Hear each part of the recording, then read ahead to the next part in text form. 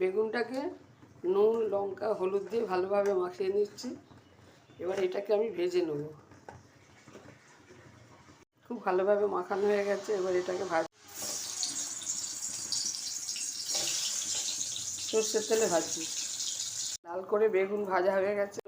1 চামচ নারকেল আর 1/2 চামচ সাদা সর্ষে, 1/2 চামচ কালো সর্ষে আর 2টো কাঁচা লঙ্কা, এটাকে আমি শিলে বেটে নেব। একটা পেস্ট তৈরি করছি। যে পেস্টটা গুঁড়ো করে বেটে নিয়েছি সেইটা 1 চামচ কাশ্মীরি লঙ্কা গুঁড়ো, টক দই বড় চামচের 2 চামচ, একটি হলুদ গুঁড়ো, নুন দিয়ে এটাকে খুব ভালোভাবে মাখিয়ে নেব।